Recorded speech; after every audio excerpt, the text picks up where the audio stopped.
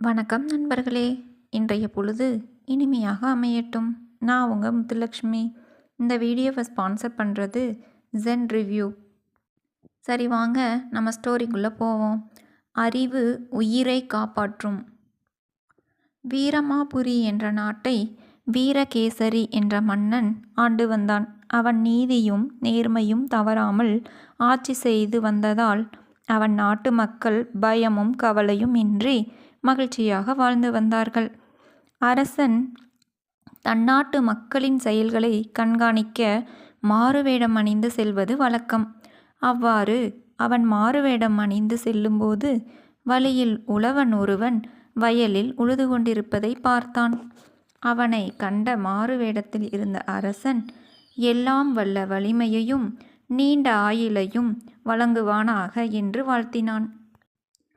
அதற்கு அந்த உழவன் மாறுவேடத்தில் இருந்த அரசனை பார்த்து, தாங்கள் என் மீது காட்டும் அன்பிற்கு மிக்க நன்றி என்றான். நிலத்தில் எவ்வளவு வருமானம் கிடைக்கிறது என்று மாறுவேடத்தில் இருந்த அரசன் அந்த உழவனை பார்த்து கேட்டான்.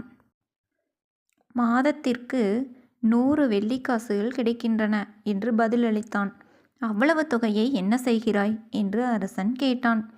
5ல் ஒரு பங்கை அரசனுக்கு வரியாக செலுத்துகிறேன். இன்னொரு பங்கை நான் பட்ட கடனுக்கு அடைக்கிறேன். மற்றொரு பங்கை கடனாக தருகிறேன். 4வது பங்கை வீசி எறிகிறேன்.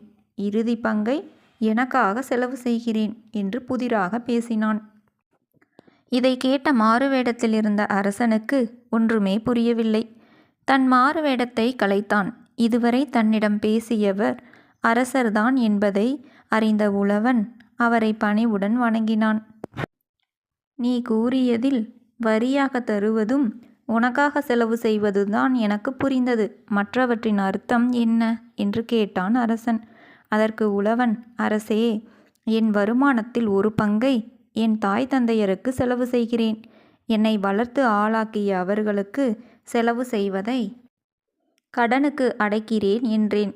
இன்னொரு பங்கை என் மகனுக்கு செலவு செய்கிறேன். பிற்காலத்தில் என்னை காப்பாற்றப் போகிறவன் அவன்தான்.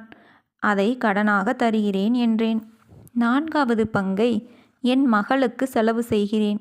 எப்படி இருந்தாலும் திருமணமாகி இன்னொருவன் வீட்டில் வாழ வேண்டியவள். அதனால் அந்த செலவை வீணாக தெருவில் எறிகிறேன் என்றேன். அந்த உழவனின் பதிலை கேட்டு மகிழ்ந்த அரசன், உன் அறிவு கூர்மை மிகவும் நன்றாக உள்ளது. இந்த விளக்கத்தை நான் இல்லாமல் நீ யாரிடமும் கூறக்கூடாது. அப்படி கூறினால் உன் உடலில் உயிர் இருக்காது என்று சொல்லிவிட்டு சென்றான். அரசவைக்கு வந்த அரசன் தான் கேட்ட புதிரை அனைவரிடமும் சொல்லி அதற்கு விளக்கம் கேட்டான். ஒருவராலும் அதற்கு விளக்கம் கூற முடியவில்லை.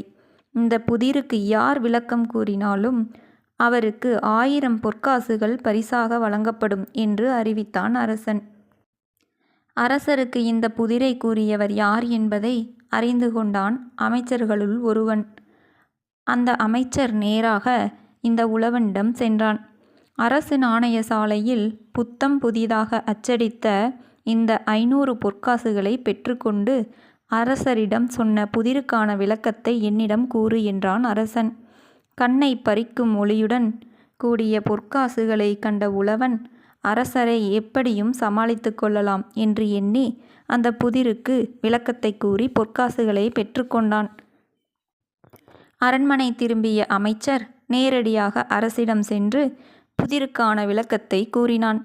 உழவன்தான் பதில் கூறியிருக்கிறான் என்பதை அரசன் அறிந்து கொண்டு அவனை இழுத்து வருமாறு தன்னுடைய காவலர்களுக்கு ஆணையிட்டான். அரசவைக்கு இழுத்து வரப்பட்ட உழவனை பார்த்து, உனக்கு என்ன திமிரு? நான் இல்லாமல் யாரிடமும் இந்த புதிருக்கான விளக்கத்தை சொல்லக்கூடாது. சொன்னால் உன் உயிரை பறித்து விடுவேன் என்று கூறினேன் அல்லவா? என் கட்டளையை மீறி சொல்லியிருக்கிறாய். உன் உயிரை இப்பொழுது யார் காப்பாற்றப் போகிறார் என்று பார்ப்போம். அதற்கு அந்த உழவன் அரசனை பார்த்து, அரசே, நான் சொல்வதை கேளுங்கள். என் மீது எந்த தவறும் இல்லை என்று பணிவாக கூறினான் உழவன். அதற்கு அரசன், நான் இல்லாமல் யாரிடமும் இந்த புதிருக்கான பதில் சொல்லக்கூடாது என்றேன் அல்லவா என்று கத்தினான். உடனே அமைச்சர் எடுத்து கொடுத்த பொற்காசுகளை அரசரிடம் காட்டிய உழவன், இந்த பொற்காசுகளில் ஒரு பக்கத்தில் தங்கள் உருவம் பொறிக்கப்பட்டுள்ளது. இதை பார்த்துதான் அமைச்சரிடம் பதில் கூறினேன். எனவே தங்களை வைத்து கொண்டுதான் நான் விளக்கம் கூறினேன். தங்கள் கட்டளையை நான் எந்த வகையிலும் மீறவில்லை என்று கூறினான். உழவனின் அறிவு கூர்மையை அறிந்த அரசன் அவனுக்கு பரிசுகள் பல தந்து அனுப்பி வைத்தான்.